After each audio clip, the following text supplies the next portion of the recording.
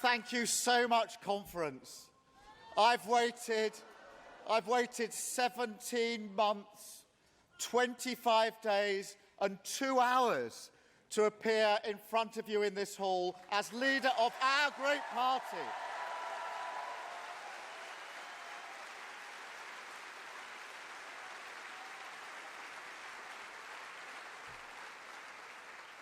And Doreen, thank you for your kind words. Thank you for everything you've done for criminal justice. Thank you for everything you've done for our party. I'm so proud to call you my friend. Thank you, Doreen.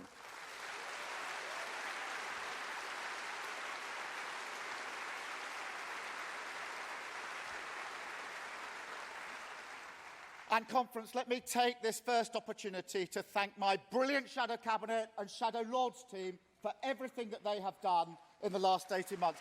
Thank you so much, colleagues.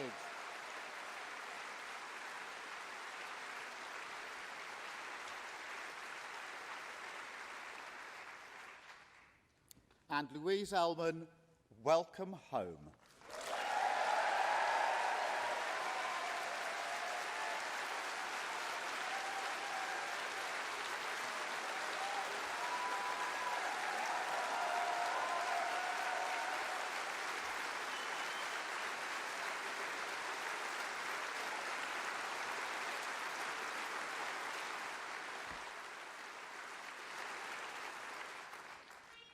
This hasn't always been an easy conference. Sunday was particularly nerve-wracking, but then the results started coming through. Arsenal 3, Tottenham 1.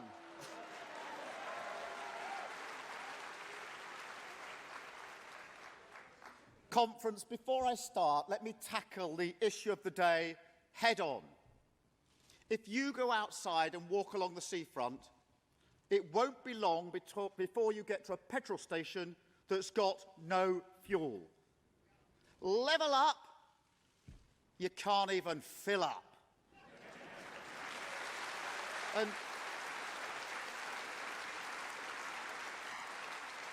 And conference, doesn't that just tell you everything you need to know about this government? Ignoring the problem, blaming someone else, then coming up with a half-baked solution. Why do we suddenly have a shortage of HGV drivers? Why is there no plan in place? A tank of fuel already costs £10 more than it did at the start of the year. Gas and electricity bills up. Gaps in the supermarket shelves. Rent up, especially for those on the lowest incomes. Yet this is the very moment the government is putting up tax on working people, putting up tax on small business, and shamefully slashing universal credit, the lifeline for 6 million families.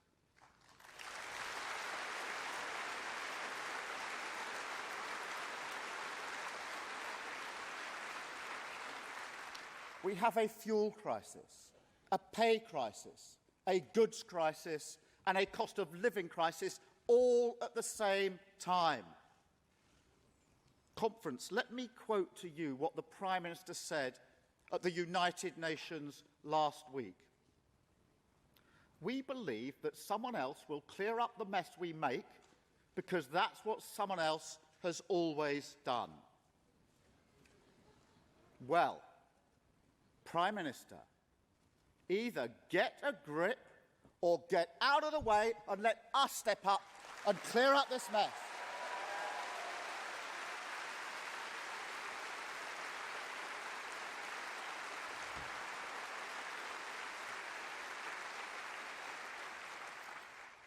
This is our first full conference since the 2019 general election, in which we suffered our worst defeat since 1935.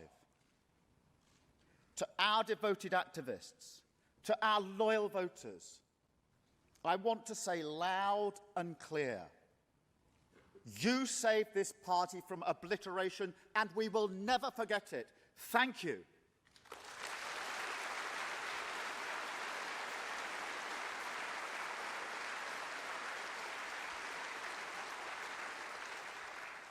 But my job as leader is not just to say thank you to the voters that stayed with us.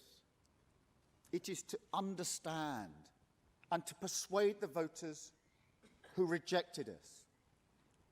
To those Labour voters who said their grandparents would turn in their graves, but they couldn't trust us with high office. To those who reluctantly chose the Tories because they didn't believe that our promises were credible. To the voters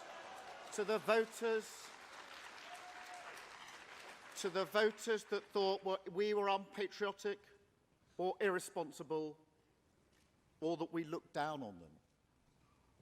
I say these simple but powerful words. We will never, under my leadership, go into an election with a manifesto that is not a serious plan for government.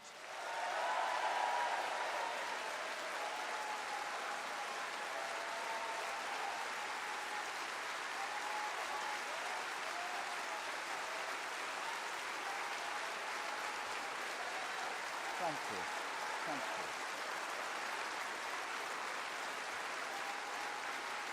Thank you.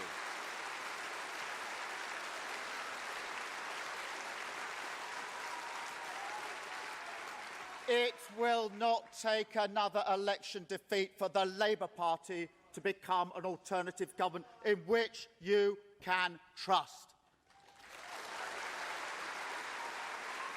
And conference,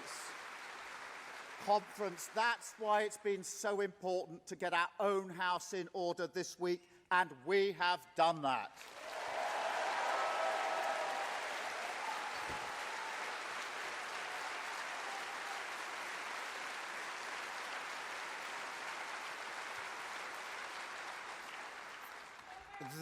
This is a... At this time on a Wednesday, it's normally the Tories that are heckling me. Doesn't bother me then. Won't bother me now.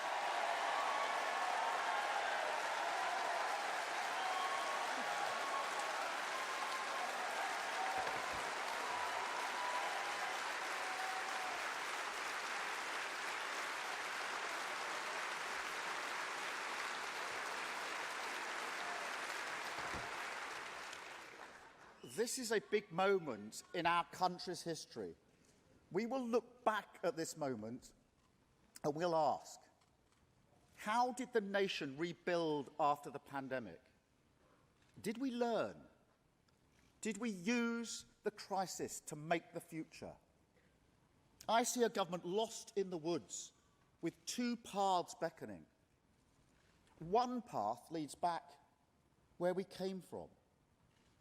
None of the lessons of COVID are learned. The flaws that were brutally exposed by the pandemic all worsen. Childhood poverty increases. The crisis in social care gets worse. The housing market still broken. Slow and steady decline. But there's another path down which we do address the chronic problems revealed by COVID with the kindness and the togetherness that got us through. That path leads to a future in which a smart government enlists the brilliance of scientific invention to create a prosperous economy and a contribution society in which everyone has their role to play. It will be a future in which we make an opportunity out of tackling the climate crisis, and in which Britain is once again a confident actor in the world. I believe in this country, and I believe we will go forward. Today, I want to tell you how. Today, I want to tell you where my passions were born and why I'm in politics. There are two rocks in my life, the two sources of what I believe to be right and good: family and work. I'm not from a privileged background. My dad was a tool maker, although in a way, so was Boris Johnson's.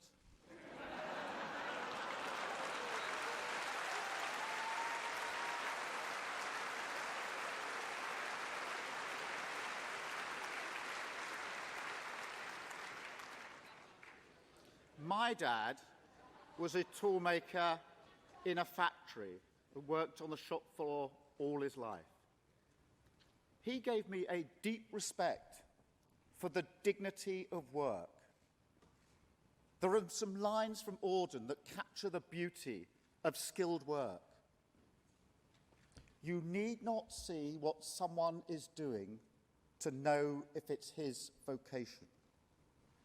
You only have to watch his eyes. How beautiful it is, that eye on the object look. I saw that eye on the object look in my dad. The pride that good work brings.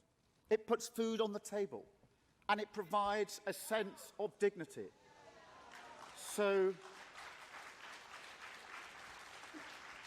So when I hear that this country is creating so many low-paid jobs, and when I tell you that good work and fair growth will be the priority for a Labour government, I haven't learnt this in some political seminar. I learnt it around the kitchen table. I learnt it at home from my dad. How pride derives from work.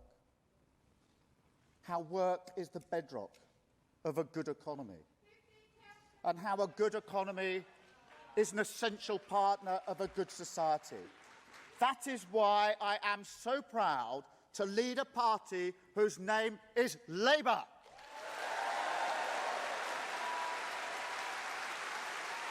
Don't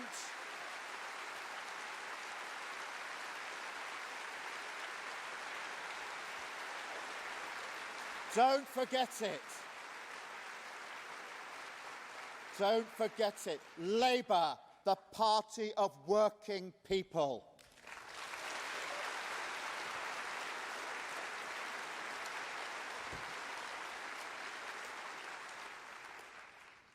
My mum worked incredibly hard too.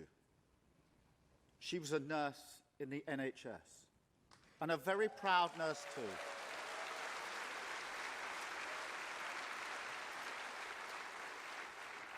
I got from my mum an ethic of service.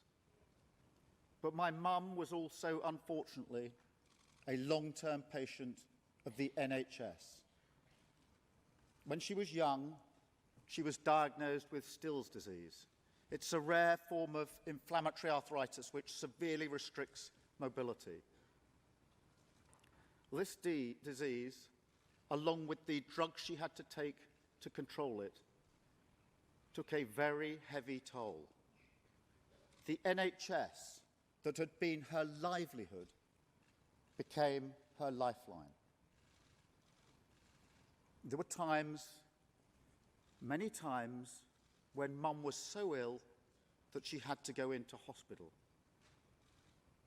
I remember going into the intensive care unit one day, as I often did. Mum's bed was a riot of tubes and temperature devices. I could sense the urgency in the conversations of the 4 nurses on my mum's bed. I knew, without being told, they were keeping her alive. I can hardly convey to you the emotion of seeing your mum in that condition. And there was a sort of horrible irony in the moment. I'd just picked up an award for work I'd done on the death penalty, which in my own way was about trying to save people's lives. I'd gone to the hospital hoping to tell my mum about it. And there, in front of me, those 4 nurses were working to save her life. When that long day was over, I thanked them for what they'd done. And they said to me, "We're just doing our job." And they were. They were doing their job for my mum that night, somebody else's mum the night before, somebody else's mum the night after. But that's not just a job, it's a calling.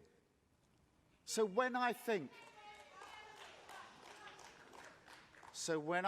of the extraordinary dedication of doctors and nurses working to keep people alive as the COVID virus took hold, I know what that looks like. I understand what that means. So just as we stood on our doorsteps and applauded, let this conference ring out its approval to the NHS staff, truly the very best of us.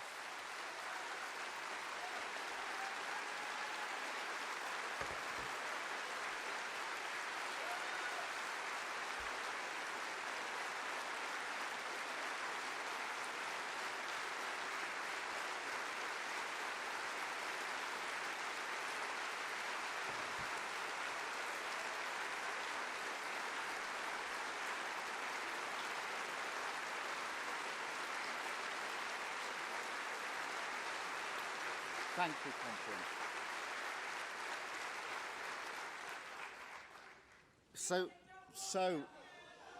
So, you see,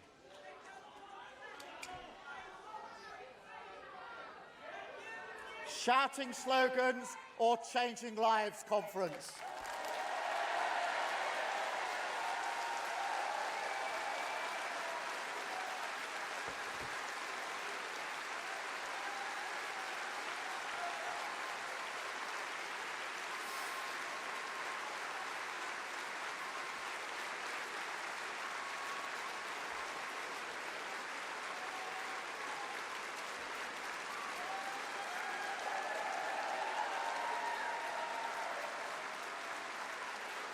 Thank you, Conference.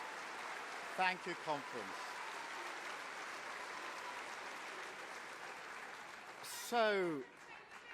So you see, family life taught me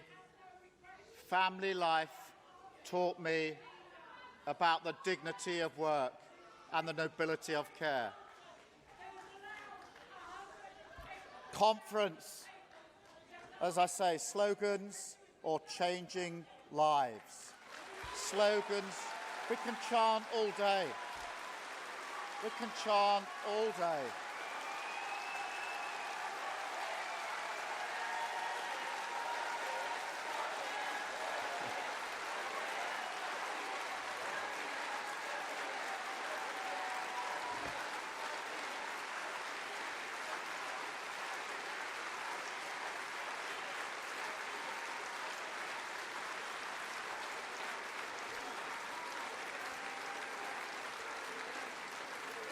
But conference, even with a name like Keir, I was never one of those people reared for politics. I became the first person in my family to go to university. The first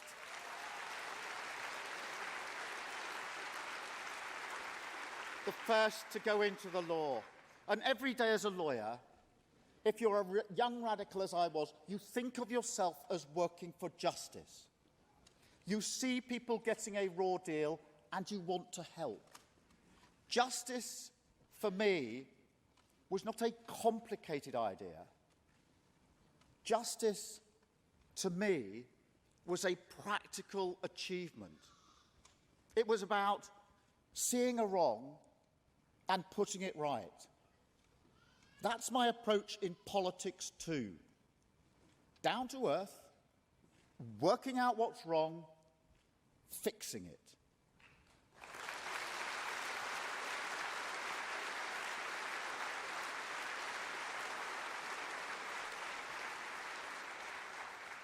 I had the great honour of becoming this country's chief prosecutor, leading an organisation, the Crown Prosecution Service.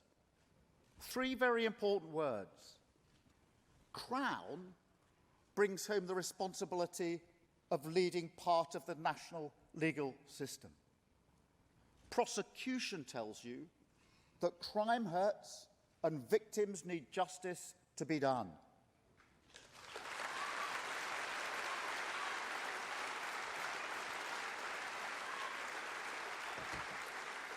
Service is a reminder that the job is bigger than your own career advancement.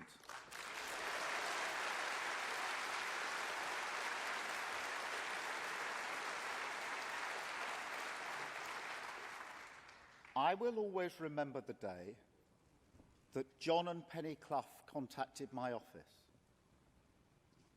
Their daughter Jane was a nurse who had been the victim of terrible domestic abuse.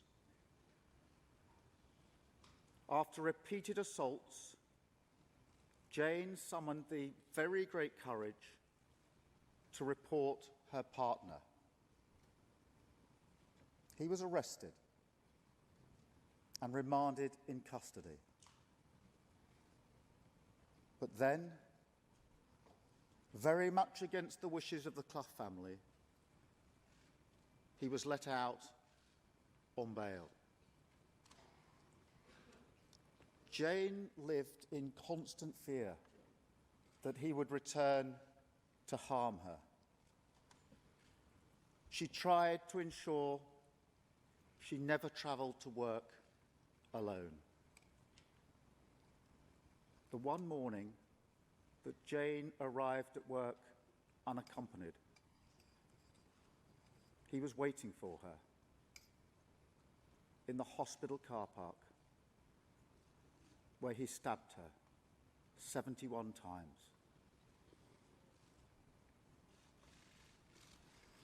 When Jane's parents got in touch, my office advised me not to see them. You can't get emotionally involved in cases, they said.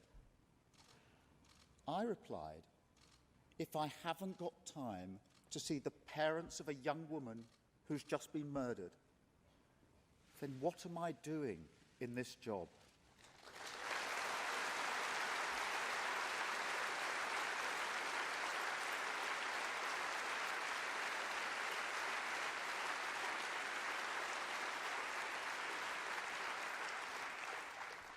On the day that John and Penny were supposed to come and see me, to tell me about the cruel murder of their daughter and how the criminal justice system had let them down, my own daughter was born.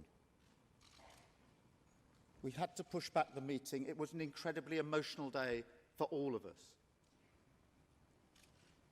As I listened to John and Penny tell me Jane's story, I knew that a great injustice had been done.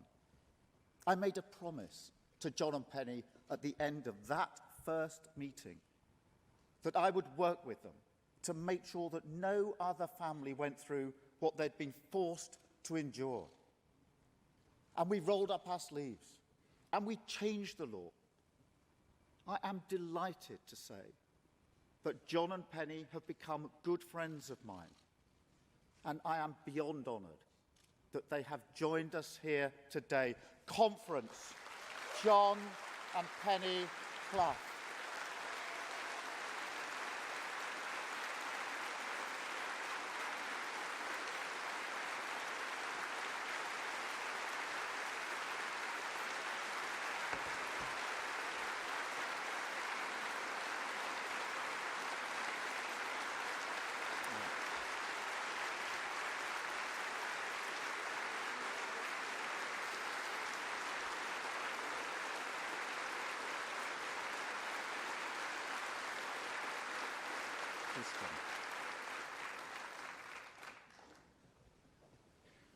John and Penny taught me how to keep your dignity under severe pressure. Doreen Lawrence taught me the same lesson.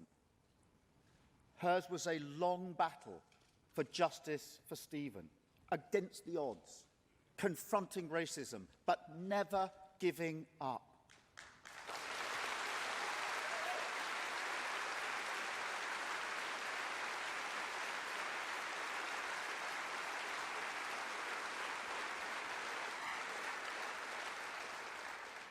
Her courage and resilience over 28 years is impossible to describe in words.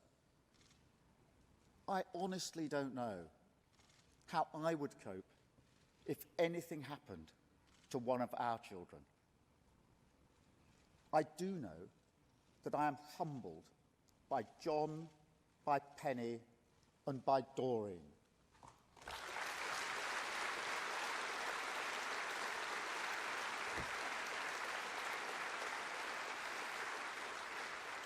And that is why, under my leadership, the fight against crime will always be a Labour issue. A Labour issue.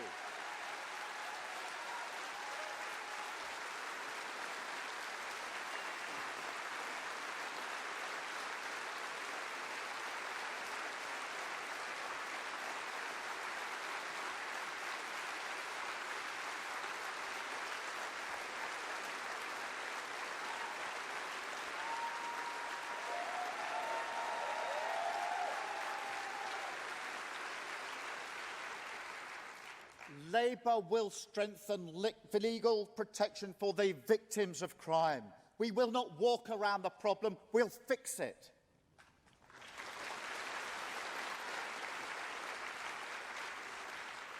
Conference, when I learned that 98% of reported rape cases don't end in a criminal charge, I couldn't believe it.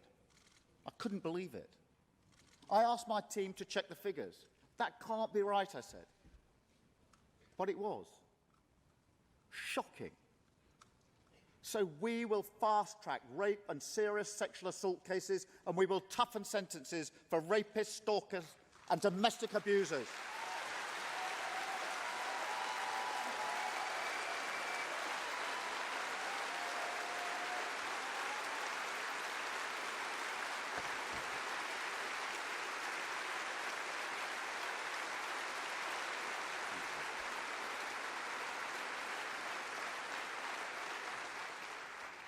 This is part of who we are, because it's part of what I am.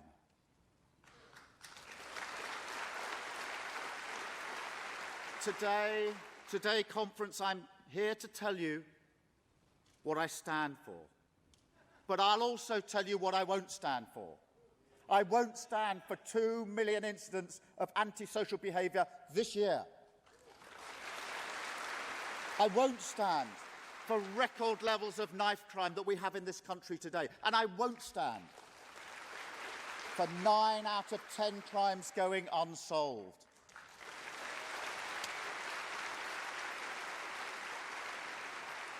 Under the Tories, the criminal justice system is close to collapse.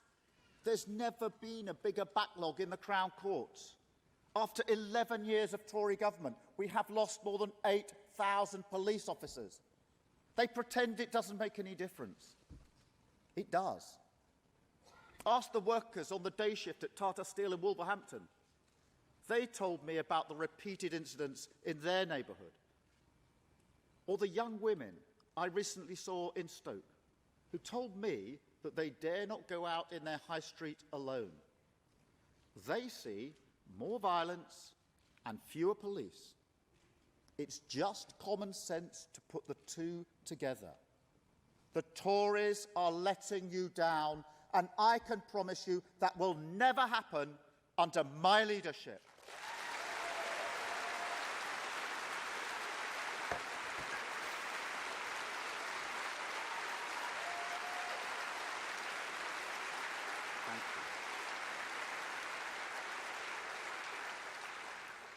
Conference, there's something else I took from a career in the law, and that's that there's one law when it applies to everyone. Now, I try to remain calm in the bear pit of parliamentary politics. I'm not a career politician. I came to politics late in life, and I don't much like point scoring.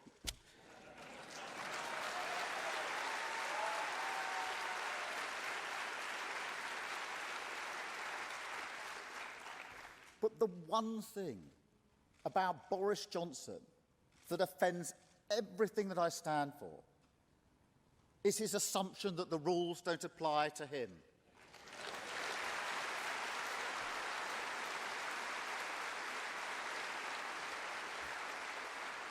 When Dominic Cummings took a trip to Barnard Castle to test his eyesight, Boris Johnson turned a blind eye. When Matt Hancock breached his own lockdown rules, Boris Johnson declared the matter closed. When I got pinged, I isolated. When Boris Johnson got pinged, he tried to ignore it. That's not how I do business.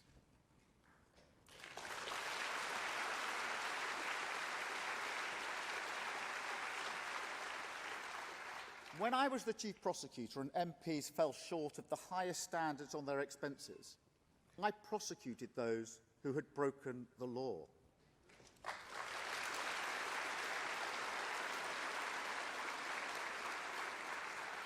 Politics has to be clean. Wrongdoing has to be punished.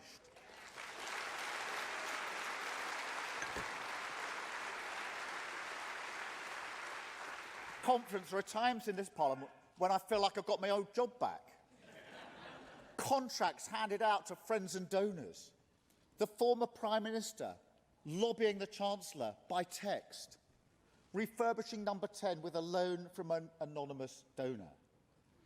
On behalf of the public that cares about clearing up politics, I put this government on notice.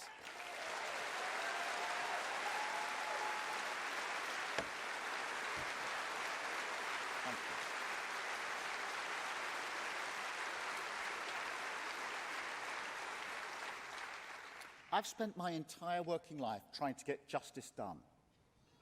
In 2003, when I was working with the Policing Board of Northern Ireland, when I was learning up close just how hard it is to make a split-second life-and-death decision in a riot situation, as I worked with the police to create a lasting institution in accordance with the Good Friday Agreement, Boris Johnson was a guest on Top Gear, where, in reference to himself, he said to Jeremy Clarkson, "You can't rule out the possibility that beneath the elaborately constructed veneer of a blithering idiot lurks a blithering idiot."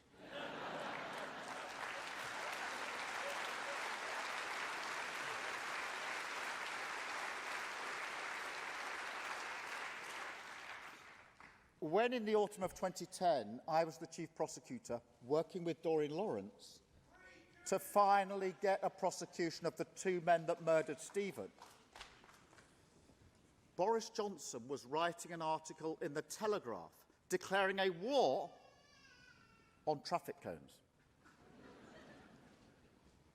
And when this country was threatened by terrorists who were trying to bring down planes with liquid bombs, I spent the summer of 2010 helping to put those terrorists behind bars where they could no longer pose a danger to British citizens.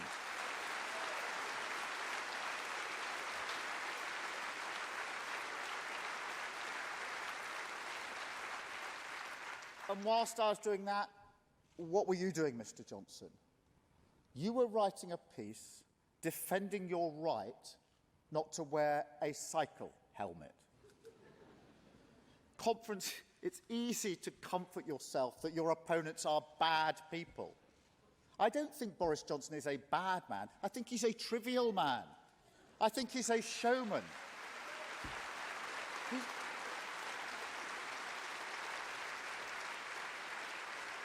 He's a showman with nothing left to show.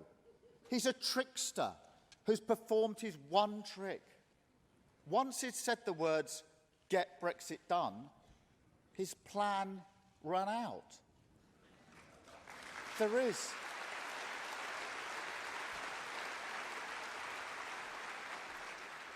is no plan. The questions we face in Britain today are big ones. How we emerge from the biggest pandemic in a century. How we make our living in a competitive world. The climate crisis. Our relationship with Europe. The future of our union. These are big issues, but our politics is so small.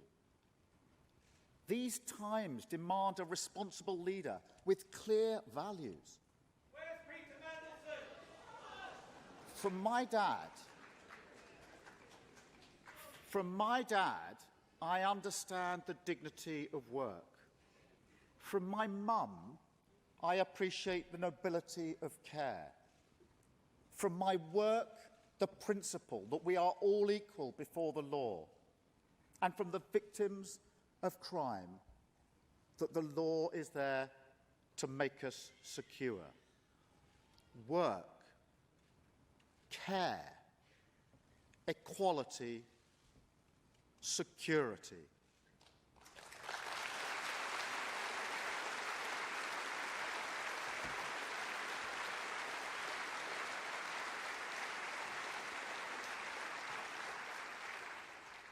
That's what I mean by justice, and that's what I've been aiming at all my working life. That's why I'm in politics, and those are the values this country needs as we first seek to recover from the pandemic, and then to look with excitement and anticipation at the path that beckons us to retool Britain for the future, to make this nation anew.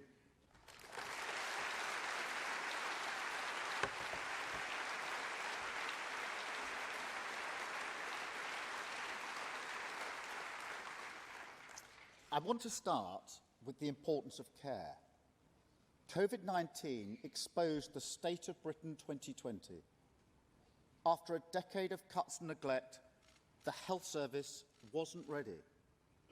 Just when the nation needed 4 nurses on its bed, sadly, they couldn't always be there.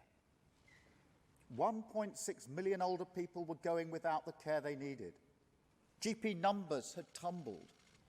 Waiting lists for treatment had spiralled. Then, on top of that, the government was fatally slow to respond. The Prime Minister's inability to make up his mind really mattered. Britain has the worst death toll in Europe.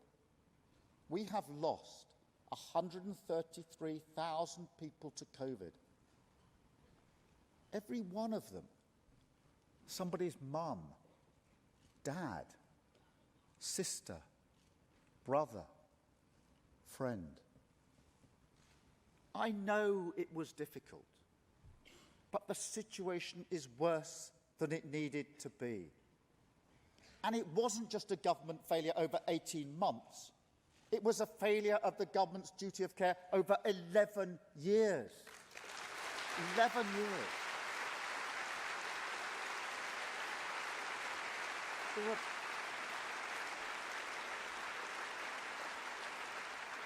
There are cracks in British society, and COVID seeped into them. Low earners were at greater risk. So were black and ethnic minority communities. COVID forensically found those who already had health problems, and it's left in its wake a significant backlog. NHS waiting lists are at the highest level on record. 5.5 million people are waiting for treatment. The great scandal of the pandemic was what happened in our care homes. And let me tell you this, conference, an unfair tax hike that doesn't fix social care and doesn't clear the NHS backlog is not a plan.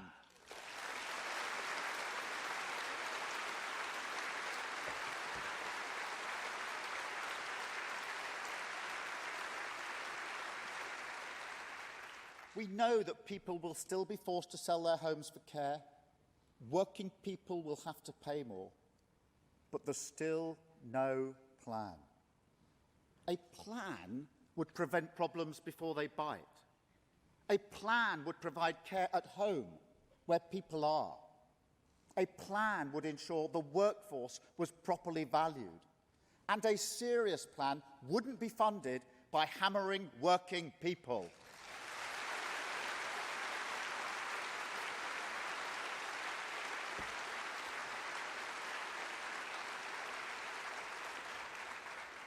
There is no doubt that the NHS needs more money, and a Labour government will always fund the NHS properly.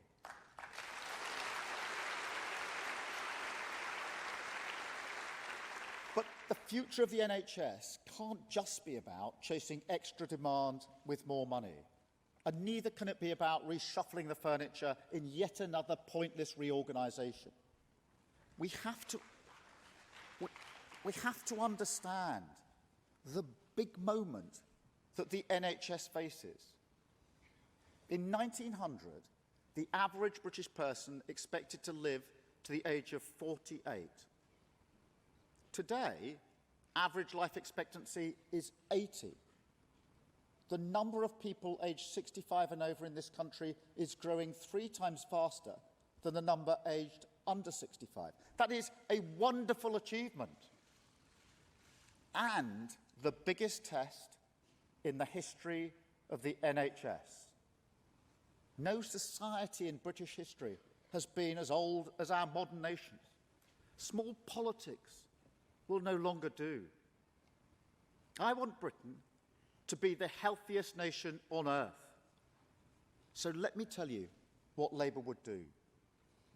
We would shift the priority of the NHS away from emergency care towards prevention.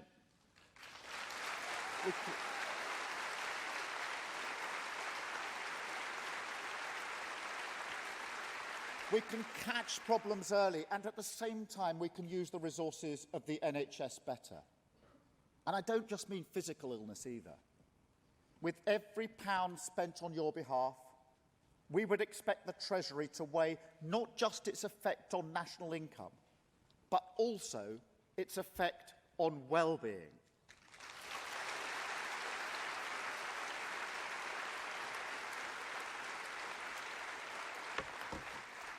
Now, let me give you an example.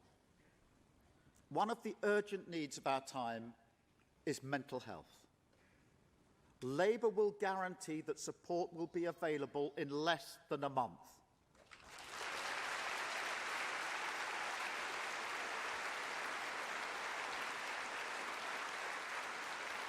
We will recruit the mental health staff that we need. Over 8,500 more mental health professionals supporting 1 million more people every year.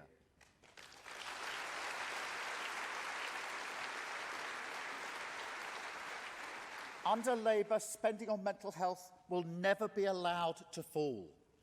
And we'll make sure that children and young people get help early by ensuring that every school has specialist support and every community has an open access mental health hub.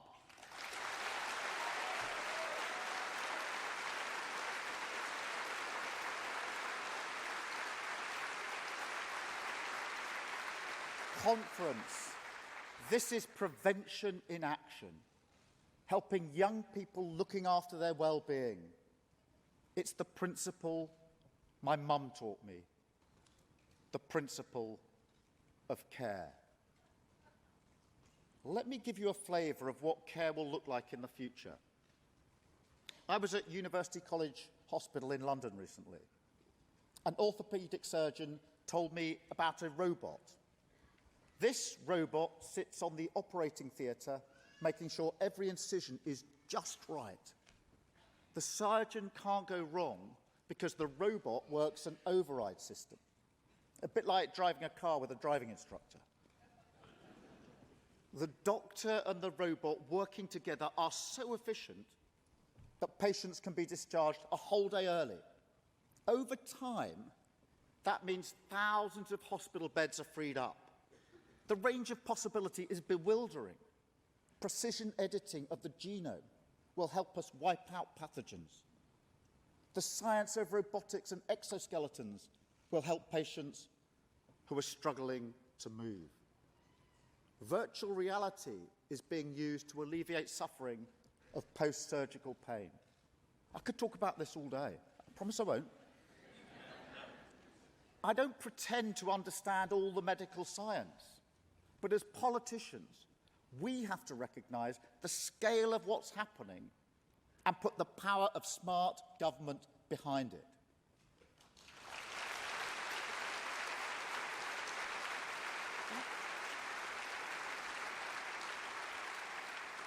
That is what care will mean in the future. This is how health will be remade. And then we need to give our young people the tools of the future. Education is so important. I'm tempted to say it 3 times.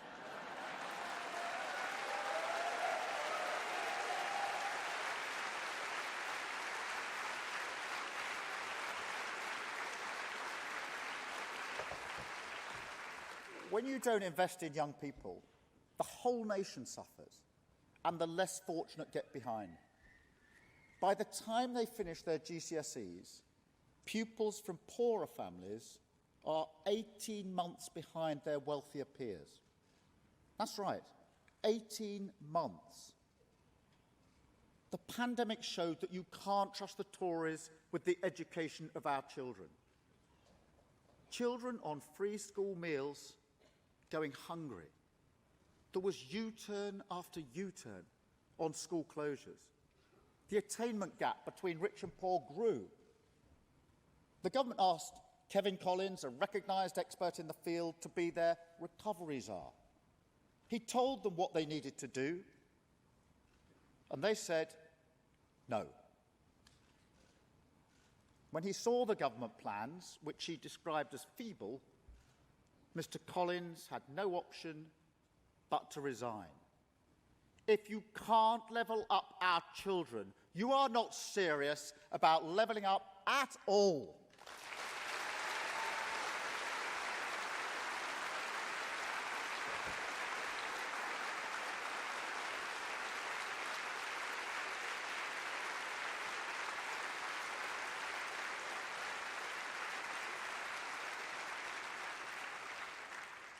And even before the pandemic, 200,000 children grew up in areas with not a single primary school rated as good or outstanding. Just think about that. Not a single primary school rated as good or outstanding. I want every parent in the country to be able to send their child to a great state school.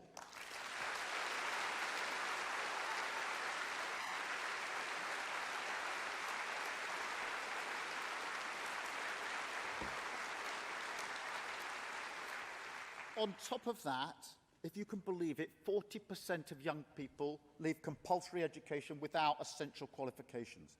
What does that say about their future? We will not put up with that.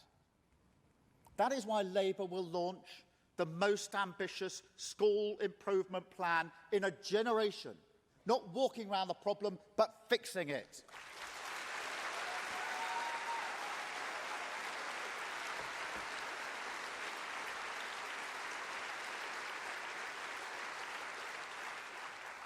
Under Labour, education will recover. But education needs to do more than just recover. It needs to be pointed in the direction I took from my dad, towards skill, towards work. Employers in all sectors tell me that they need well-rounded young people skilled in life, ready for work, young people who can communicate and work in a team. That's why it's stupid to allow theatre, drama and music to collapse in state schools.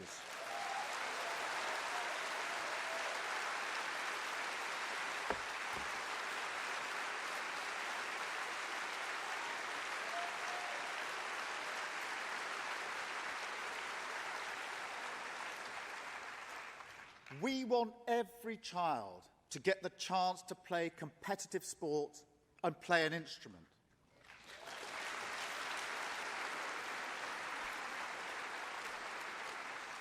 When I was at school, I had music lessons with Fatboy Slim.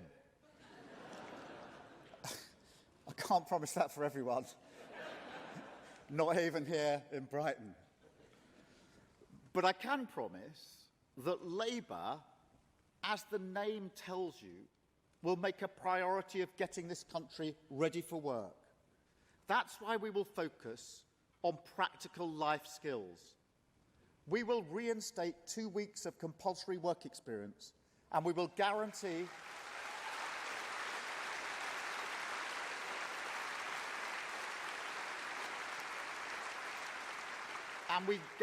that every young person gets to see a careers advisor. But conference, young people won't be ready for work or ready for life unless they are literate in the technology of the day.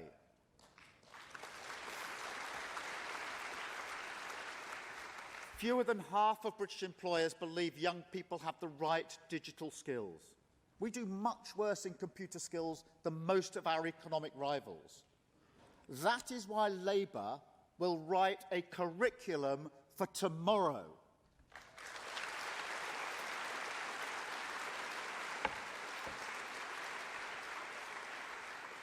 Reading, writing and arithmetic are the 3 pillars of any education. We would add a 4th, sadly it doesn't begin with R, digital skills. We need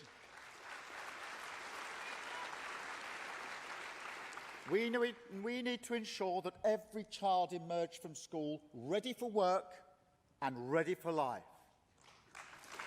And conference.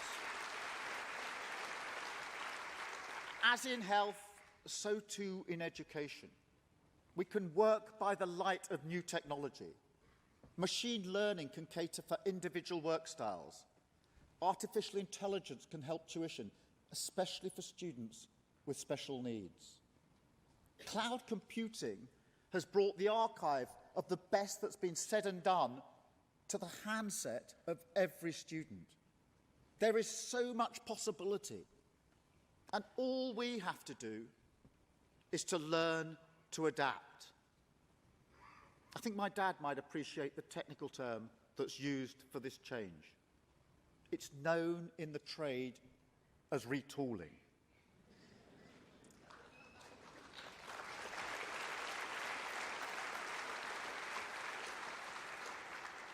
And conference, what is the small Tory idea to respond to this change? They want to reintroduce Latin in state schools. So let me put this crisis in the only language that Boris Johnson will understand. Carpe diem. Seize the day. Seize the day.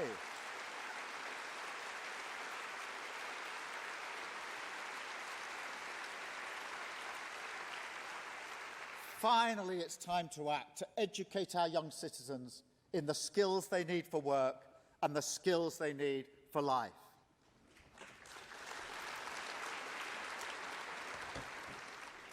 A society that cares, an education system that fosters the skills. That's the foundation of an economy that works. In his great study, The Wealth and Poverty of Nations, David Landis explains why Britain was home to the first industrial revolution. The perfect home for growth, said Landis, had responsive, honest government. I'll say no more about that just at the moment. It tended to favour the new over the old, enterprise over conservatism. It spread the rewards evenly to make sure most of the talents were recognised all of the time. But the most important factor of all, the lesson we need to relearn, was that Britain led the world in the technology of the day. The flying shuttle, the spinning jenny, the power of the loom, these inventions were once the wave of the future. In textiles, iron, energy and power, Britain was a pioneer. I know that with Labour, we can do that again. But every day we waste, with a government with no industrial strategy, we're falling further behind. A scientific revolution is happening around us.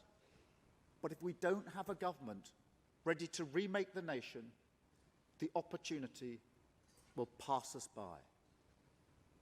Already, too many people are shut out of economic reward.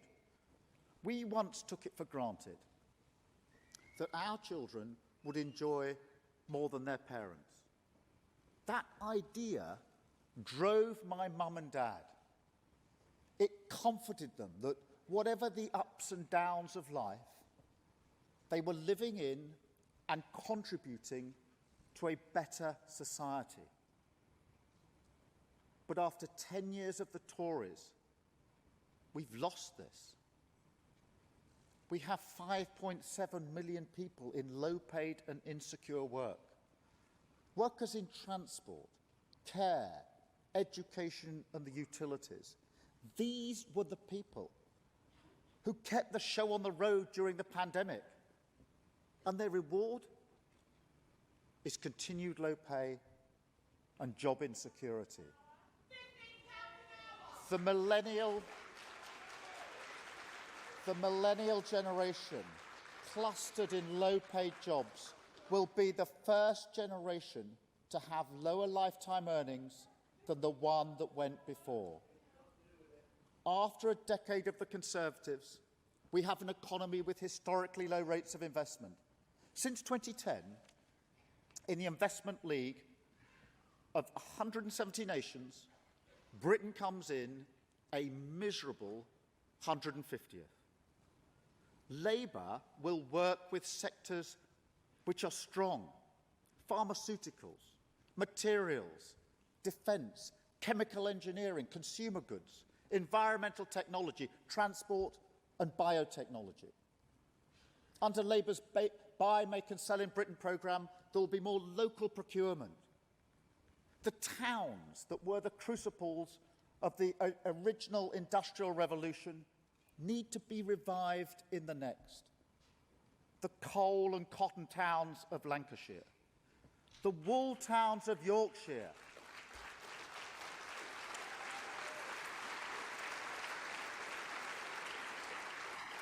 the great maritime and fishing economies of our seaports. These places made Britain the envy of the world. We cannot make the nation we want without them. The lesson is that a secure, well-paid workforce of skilled people in high-class work, protected by good trade unions, is not separate from good business. It is the definition of good business.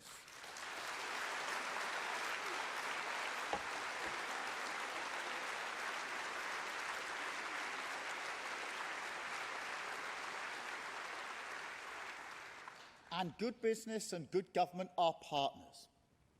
I have no doubt that the small businesses of this country are the next generation wealth creators.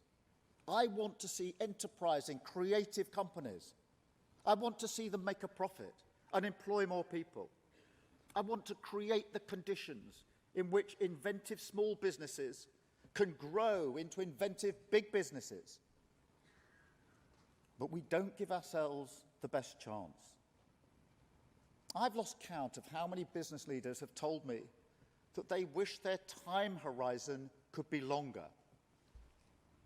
So when I say that Labour pledges to change the priority duty of directors to make the long-term success of the company the main priority, we will do it with the blessing of British business.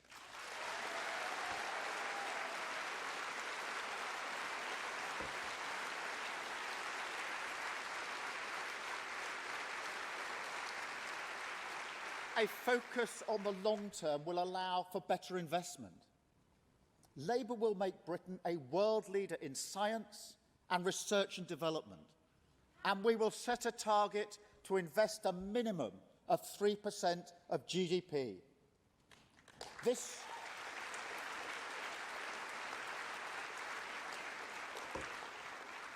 nation will not grow with the low wages, low standard, low productivity of the Tories. I'm determined we're going to change this by investing in our businesses, by unleashing our creativity, by bringing forward the New Deal for working people launched by Angela on Saturday.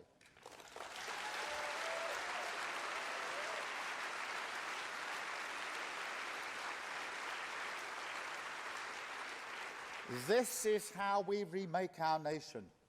The good society and the strong economy as partners. Without a good society, we waste the talents of too many people. Without a strong economy, we cannot pay for the good society. Talk is cheap, but progress isn't. If we want permission to create the good society, we have to win trust that we will create a strong economy.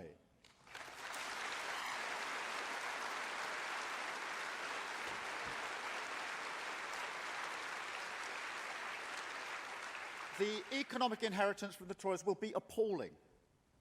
A botched Brexit, followed by COVID, has left a big hole. The government is learning that it's not enough to get Brexit done. You need a plan to make Brexit work.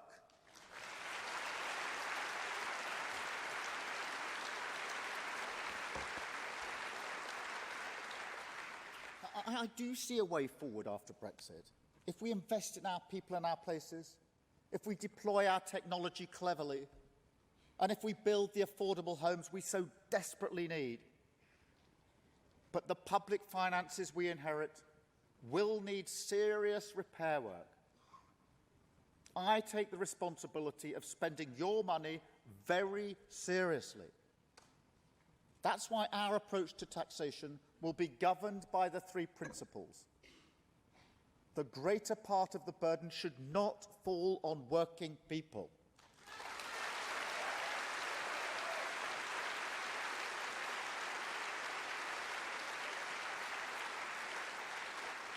The balance between smaller and larger businesses should be fair. And we will chase down every penny to ensure that people, working people paying their taxes, always get value for money.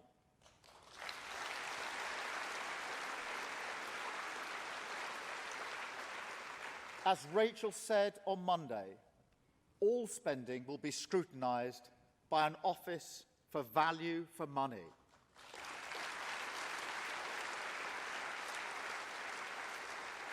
There will be no promises we can't keep or commitments we can't pay for. Too often in the history of this party, our dream of the good society falls foul of the belief that we will not run a strong economy. But you don't get one without the other. And under my leadership, we are committed to both.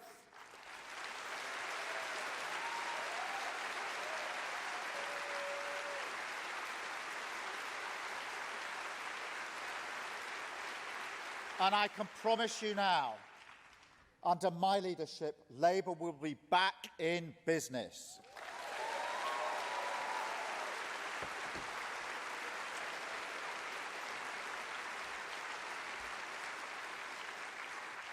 Let me give you an example of how this template can work.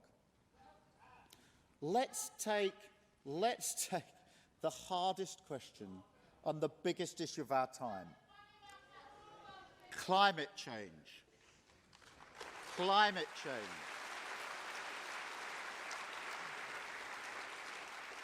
This is an issue of security.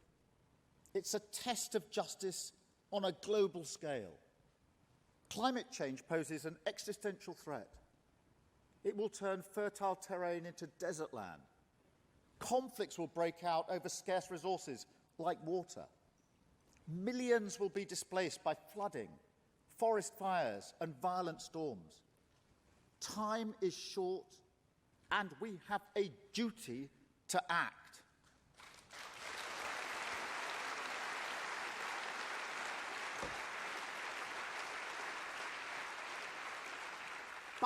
But that obligation shouldn't daunt us. It should embolden us. Shifting the economy onto a sustainable path is full of promise for Britain. Full of promise.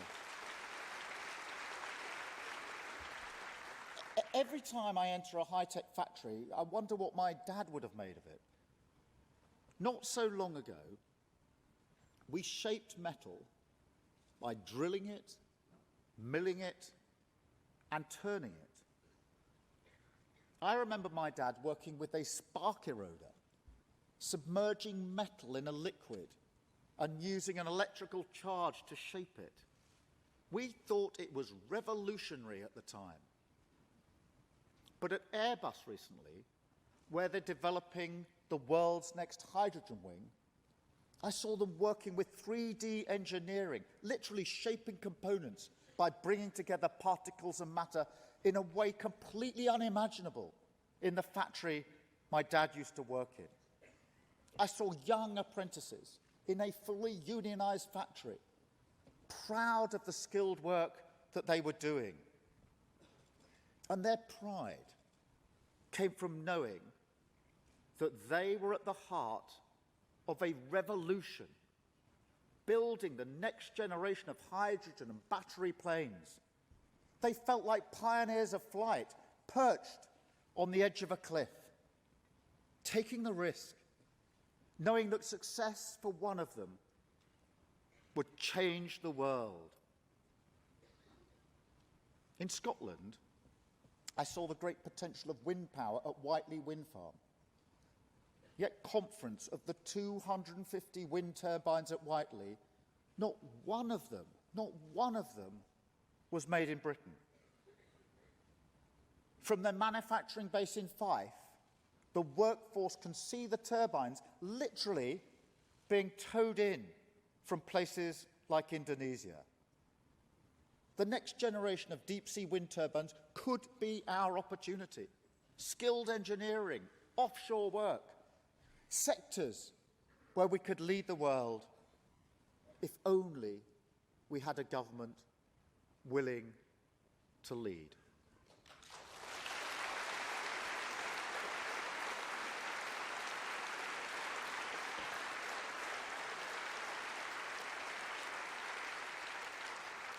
Public funding was an important component of so many inventions: the personal computer, the internet, the iPhone. If only we funded science seriously, we could make a historic contribution to the battle against climate change. Action is needed, not in the future, but now.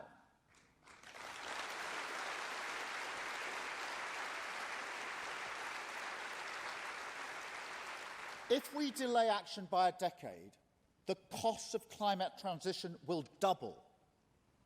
This urgency is why Labour will bring forward a Green New Deal.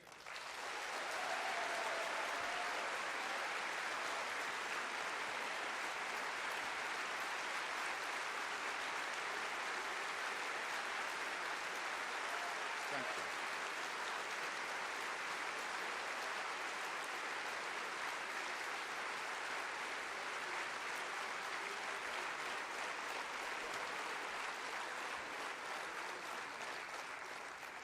Our Green New Deal will include a climate investment pledge to put us back on track to cut the substantial majority of emissions this decade.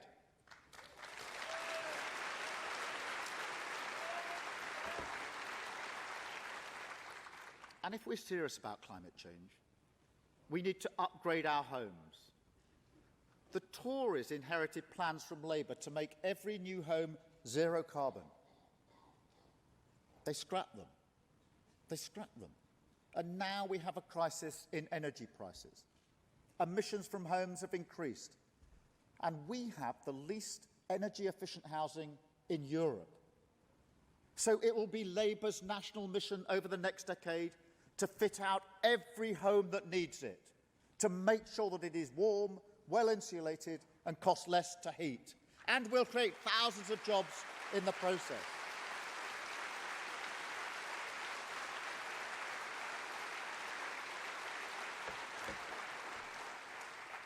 I can also pledge that we will introduce a Clean Air Act.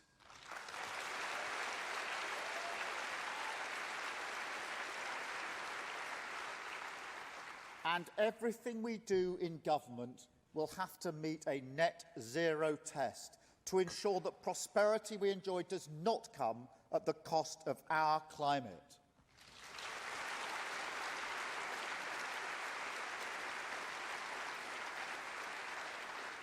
And that's why, on Monday, Rachel set out her ambition to become Britain's first Green Chancellor.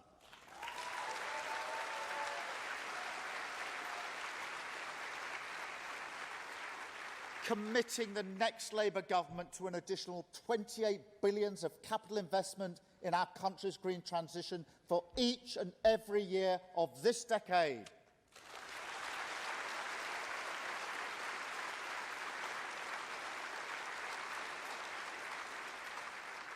Like those pioneers in flight, and like those young engineers working on the next generation plane, we have it within our grasp to make a historic difference. We have it within our grasp to be the change we need in the world. After a decade of Tory government, how we need that change. Under the Tories, wages have fallen in every English region. Local government has been cut to the bone.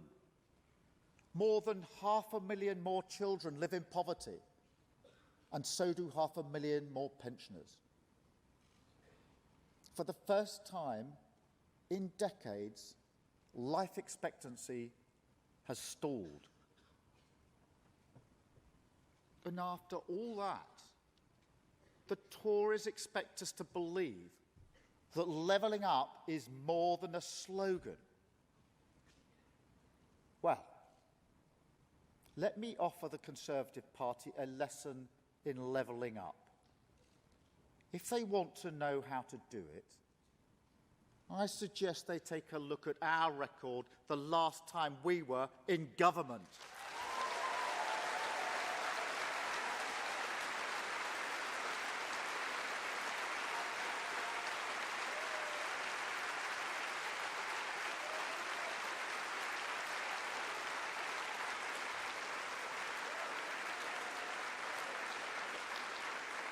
Hospital waits down, GCSO results up, 44,000 more doctors, 89,000 new nurses.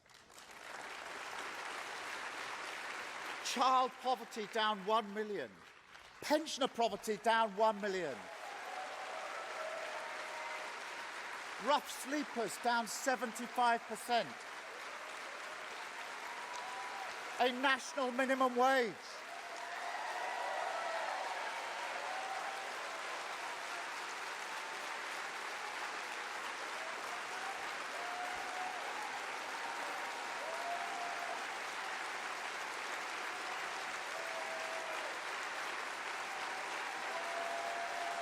Conference.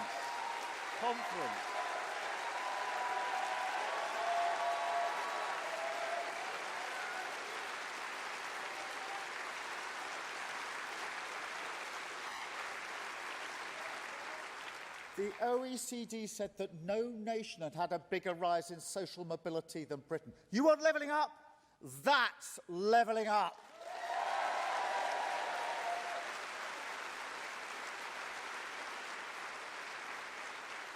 And you can see the benefit of Labour in power today. Look at what our fantastic metro mayors and local authority leaders are doing.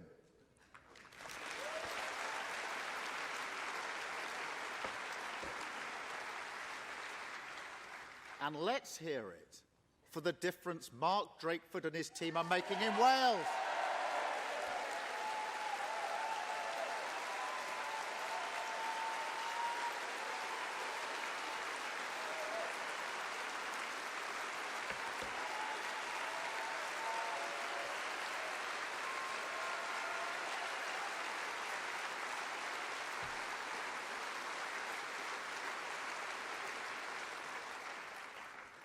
I have a great relationship with Mark, but I fear that it's under threat.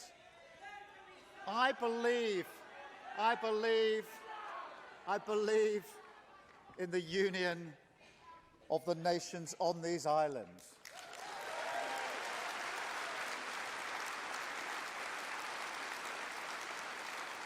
But we have a cavalier government that's placing it in peril.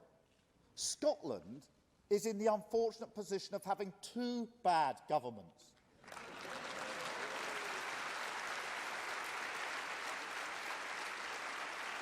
The Tories in Westminster and the SNP in Holyrood.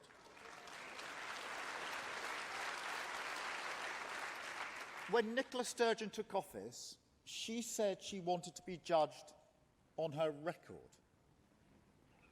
Well, these days, with the poorest in society less well-educated and less healthy, and with the tragedy of so many drug-related deaths, we hear rather less about the SNP's record.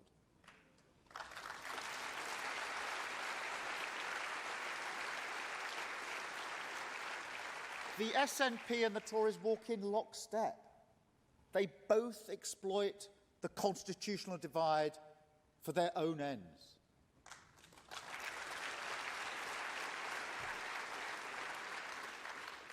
Labour is the party that wants to bring our nations together.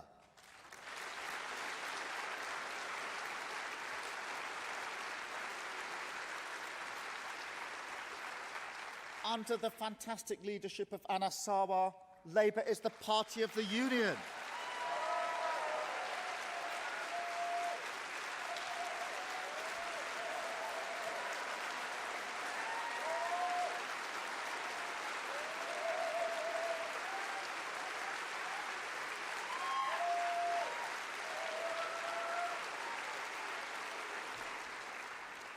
Because it's not just that divorce would be a costly disruption, although that's true. And it's not just that our union is in all our economic interests, though that is also true. It's that we're more progressive together. We are more secure together. We're a more bigger presence in the world together.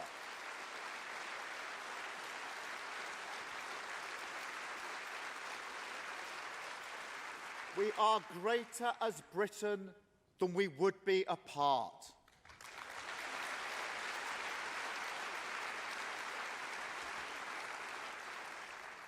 As Gordon Brown said recently, when a Welsh or Scottish woman gives blood, she doesn't demand an assurance that it must not go to an English patient.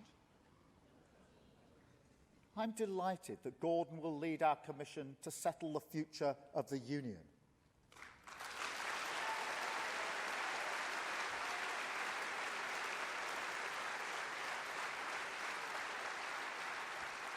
And I know that Gordon believes that if you look past the Tories' pathetic attempts to divide us in a culture war, you can glimpse a tolerant, progressive nation of which we can all be proud.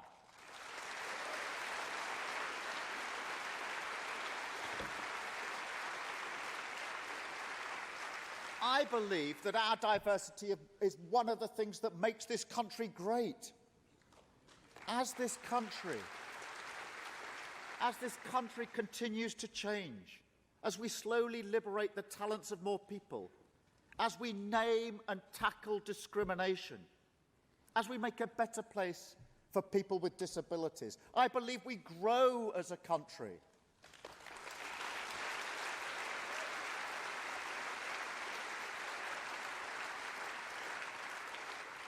When the government ignored Marcus Rashford's campaign on school meals, I was shocked.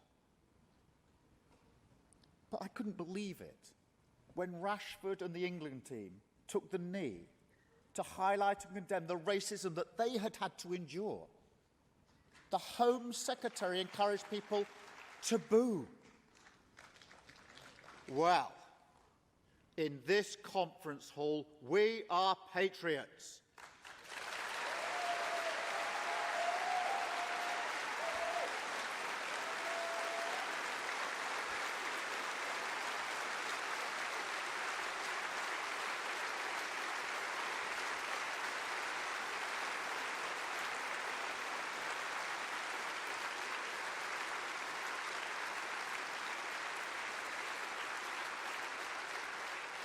When we discuss the fine young men and women who represent all our nations, we don't boo, we get to our feet and we cheer.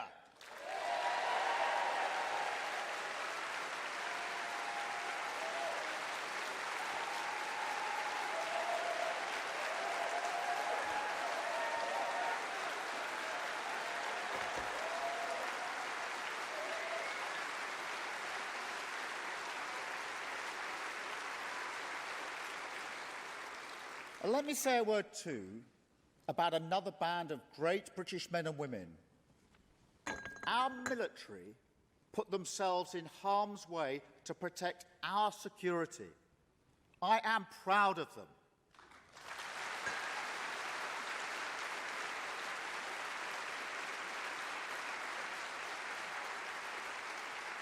And I'm proud of the work they did for us in Afghanistan.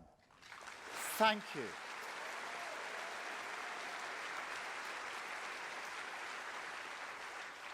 It grieves me to see Britain isolated and irrelevant.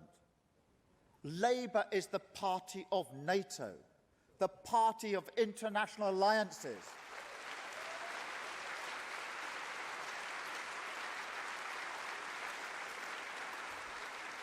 Under Labour, we will rebuild our alliances, we will mend broken relationships, and we will do right by the Great Britons who serve in our armed forces.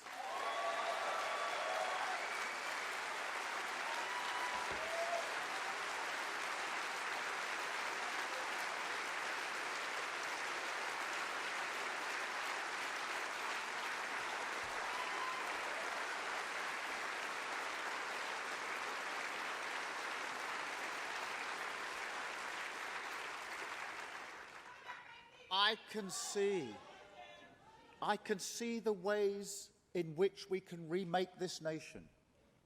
And that's what we get to do when we win.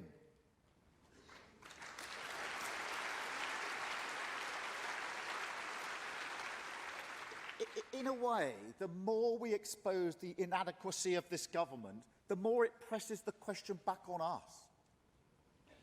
If they're so bad, what does it say about us? Because after all, in 2019, we lost to them, and we lost badly. I know that hurts each and every one of you. So let's get totally serious about this. We can win the next general election.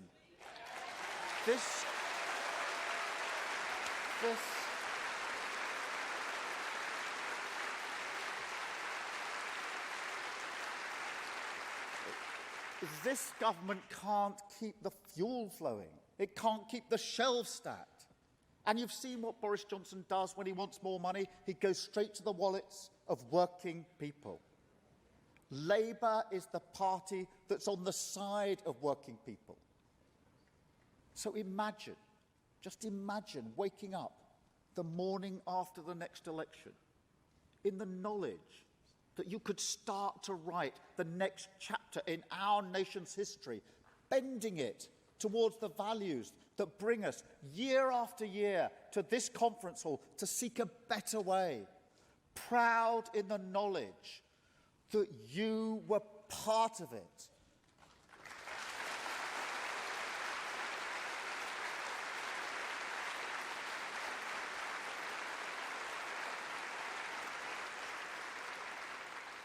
I have loved my first full conference as leader. I've really loved it.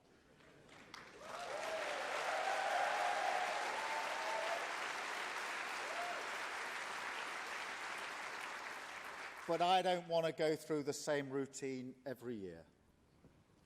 In a few short years from now, I want to be here with you talking about the difference we're making, the problems we're fixing as a Labour government.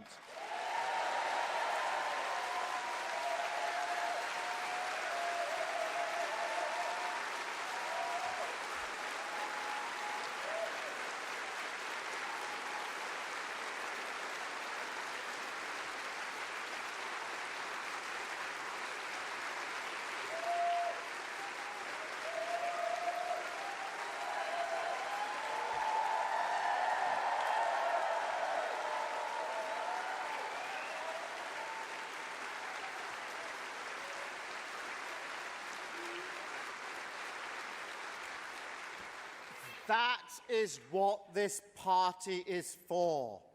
That is the object of the exercise.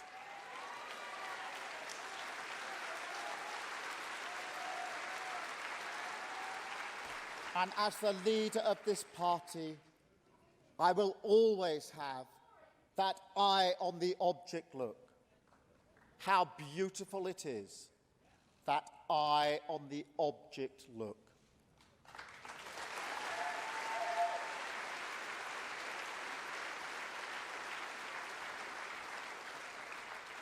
This is a big moment, a time of rapid change.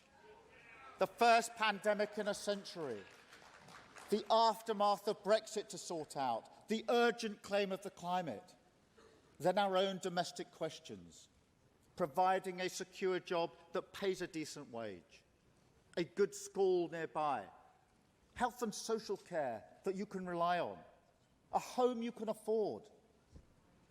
This is a big moment that demands leadership. Leadership founded on the principles that have informed my life and with which I honour where I have come from.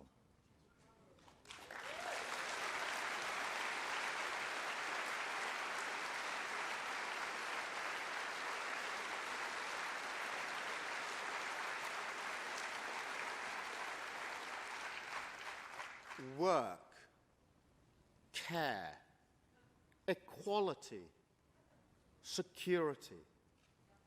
I think of these as British values. I think of them as the values that take you right to the heart of the British public. And that is where this party must always be.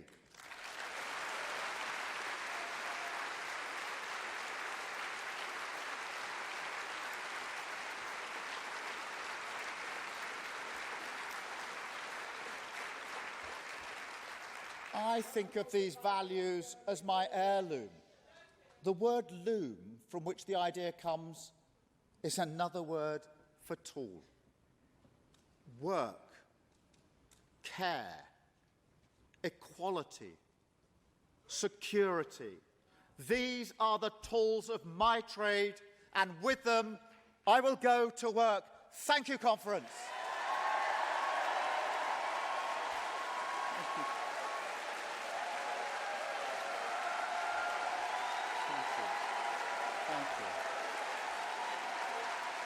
Thank you, conference.